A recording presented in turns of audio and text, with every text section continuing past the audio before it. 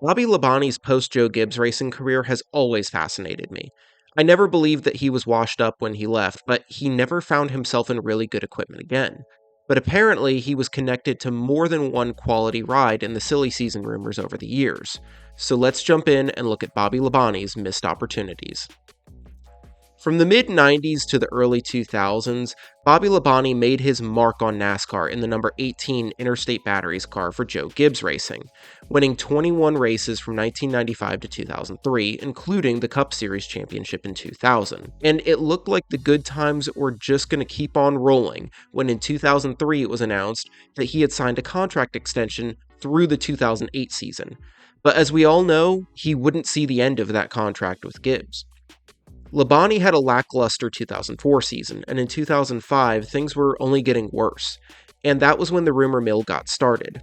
In July, CBS reported that despite his contract running through 2008, Labonte might be on his way out, and that other owners were reporting that Labonte was scouting out opportunities around the garage area.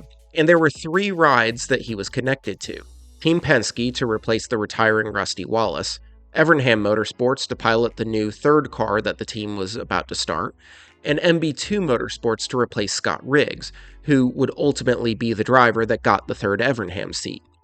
There was also a rumor that Labonte would be leaving NASCAR to go race sports cars full-time in what is now IMSA, with a new JGR sports car program, but that was quickly denied by Joe Gibbs Racing. As the summer went on, there was actually a deal that was supposedly put in place for a mid-season trade between Joe Gibbs Racing and Richard Childress Racing, Bobby Labonte for Kevin Harvick.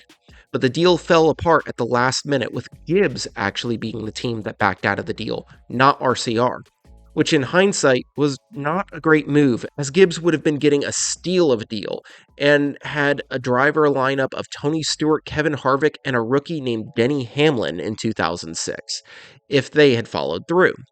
Now, some of you might be thinking that this story is a bit of a bombshell and deserves to be broken down way more deeply, but I actually already covered this specific story in more detail in Weird NASCAR Rumors 2005. So if you haven't watched that one yet and want to know more, then go check that video out as soon as you get done with this one. As the summer turned into the fall, Labonte's departure from Gibbs still wasn't official, and wouldn't become official until the beginning of November. But right around this time, it seemed that Labonte would be going to Ganassi to replace Jamie McMurray in the 42 car.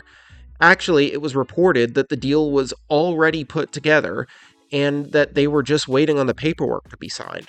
But then suddenly, Labonte's deal with Petty to drive the 43 car got confirmed. Looking at the rides that Labonte was connected to in 2005, I don't think he ended up in the worst ride, but he certainly didn't end up in the best.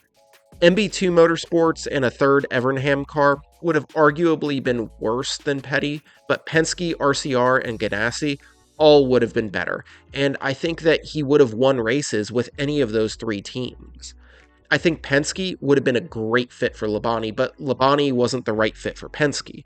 RCR would have probably been a bit of a better fit for both sides, but Ganassi, in my mind, was certainly the best overall fit. But that wouldn't be the last time that Labonte was rumored to be going to RCR or Ganassi. Things were never exactly stable between Labonte and Petty Enterprises, as there was always a rumor going around that he was going to be going somewhere else. Even midway through his first season with the team in 2006, there was a rumor that he would be headed to Yates to replace Dale Jarrett in the 88 car. That rumor was pretty brief, but in 2007, as RCR was set to announce that it would be starting a 4th car the following year, Labonte again saw himself connected to a potential move to Welcome, North Carolina. This time the rumors were serious enough that Petty Enterprises' Robbie Loomis had to make a statement reminding people that Labonte's contract to drive the 43 car ran through 2008, and Labonte would have a home at Petty for as long as he wanted to be there. Something else that would prove not to be true in the end. The deal to drive RCR's 4th Cup Series car didn't come together, but that didn't stop Labonte from signing a deal to run part-time with RCR in the Nationwide Series in 2008, despite the fact that RCR would be running Chevys and Labonte would be a Dodge driver in Cup. Of course, with the nationwide deal in hand, the Cup rumors would persist into the next year, and in February there was talk that General Mills could be headed to RCR with him. This prompted Petty Enterprises to take some action, and they reportedly offered Labonte a contract that would have kept him in the 43 car supposedly for the rest of his career. In April, General Mills officially signed with RCR, but Labonte wasn't part of the deal. Instead, Labonte would sign an extension with Petty in June that supposedly would see him drive the 43 car through 2012, and also gave him an ownership stake in the team as well. But perhaps Labonte could have gone on to tell Sergio Perez that you can sign a contract extension and still be out of a ride at the end of that year. See, just months after Labonte signed his extension, the 2008 financial crisis hit, and NASCAR took a beating as an industry. Suddenly, teams like Petty were scrambling to survive, and it seemed like mergers were happening left and right. In October, reports surfaced that Petty would be merging with Dale Earnhardt Incorporated, bringing two of the sport's biggest names under one roof. But this deal ultimately wouldn't happen. DEI would merge with Ganassi, and Petty would merge with Gillette Evernham. But when that Petty-Gillette Evernham merger went through in December, Labonte would find himself out of a job, as he and the team would reach a mutual agreement to part ways, and this would kick off Labonte's Nomad Years. Following the split from Petty, there was talk that Labonte would end up driving a car for the newly formed Earnhardt Ganassi Racing, either the 8 car or the 41 car, but that fell through as well, and Labonte would end up signing on to drive the number 96 car for Hall of Fame Racing in a partnership with Yates Racing in January. Obviously, at this point, Labonte should have gone with General Mills to RCR, if that option was really on the table for him in the spring of 2008.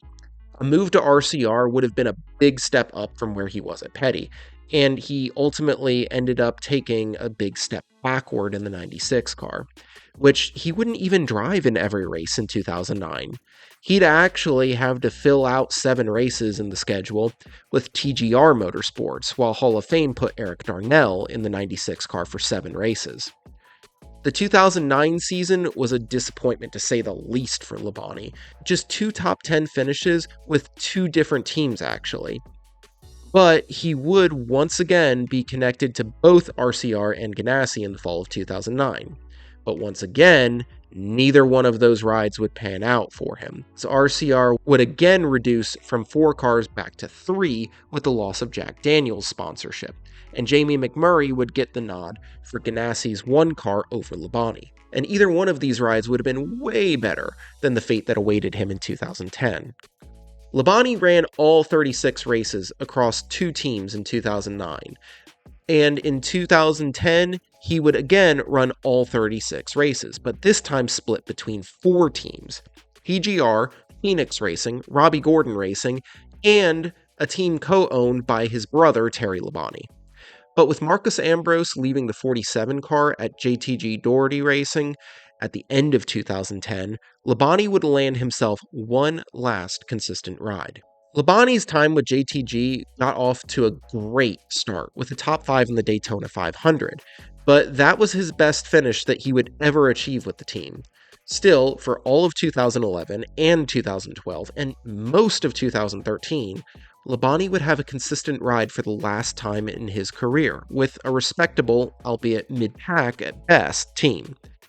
He would be replaced by AJ Allmendinger toward the end of the 2013 season, in part due to some broken ribs suffered during a biking accident, but Allmendinger already seemed to be on his way in at that point. From then on, Labonte would only make 10 more Cup Series starts in his career, along with one final O'Reilly Auto Parts Series race with Joe Gibbs Racing in 2016. Labonte was always one of my favorite drivers.